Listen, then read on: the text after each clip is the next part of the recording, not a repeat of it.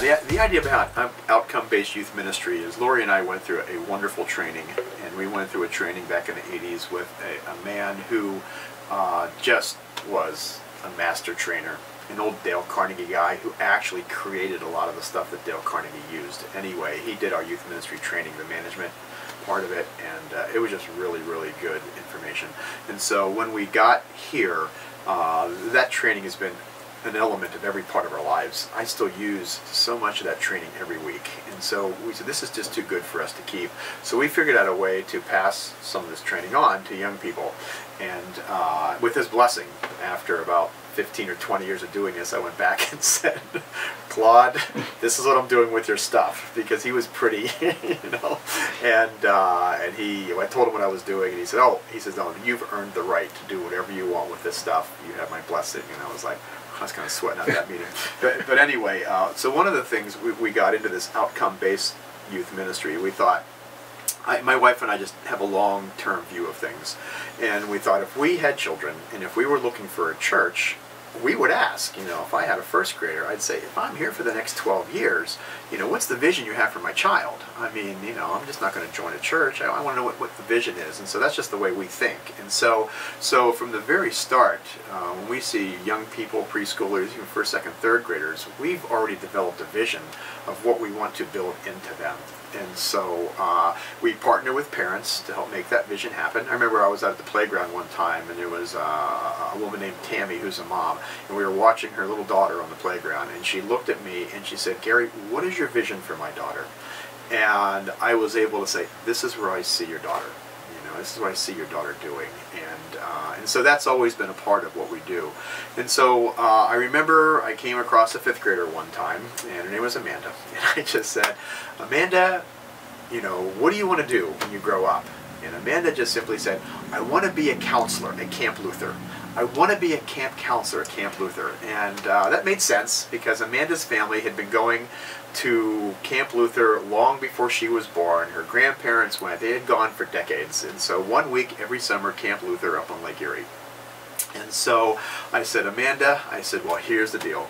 Our job here at the church is to prepare you to be the best camp counselor that Camp Luther has ever seen. And her eyes just lit up.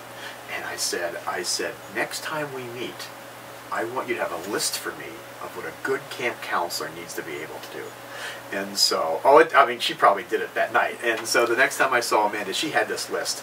I have to be able to do skits. I have to be able to do devotions. I have to be able to lead songs. I have to be able to do Bible studies. I have to be able to make campfires. I have to be able to make s'mores. I mean, she had this list that was like this long.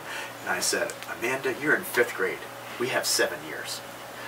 We are going to make sure you can excel at every one of those things in that list. And she was just like, ah. And so Amanda came, and she came to everything. She helped us with our, well, she was a little kid at the time, but she helped us with our little kids on Thursday night. She came to all of our trainings.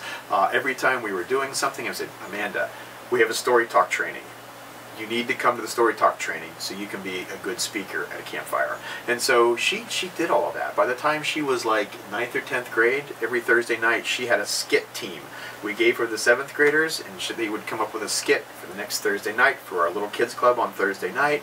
And so the bottom line is, over the next 7 years, we built all those skills into Amanda, and she was very well skilled by the time she graduated from high school, and eventually worked at Camp Luther, and she worked for a couple of summers, and now she's a school teacher, and those same skills are helping her in what she's doing, you know, in the public school system.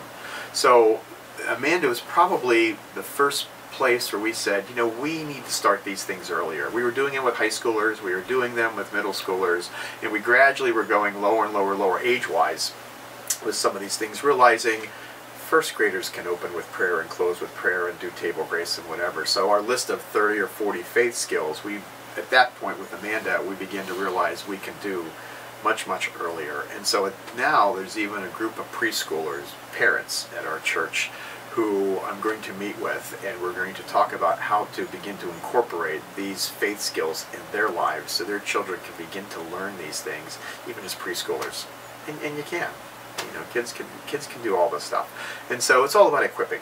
We're just equipping people with faith skills to, as we say, live out your personal calling in life. Amanda lived out her personal college-age calling in life, you know, working at the Camp Luther, and so we were able to help her to do that. And that's what the church is here for.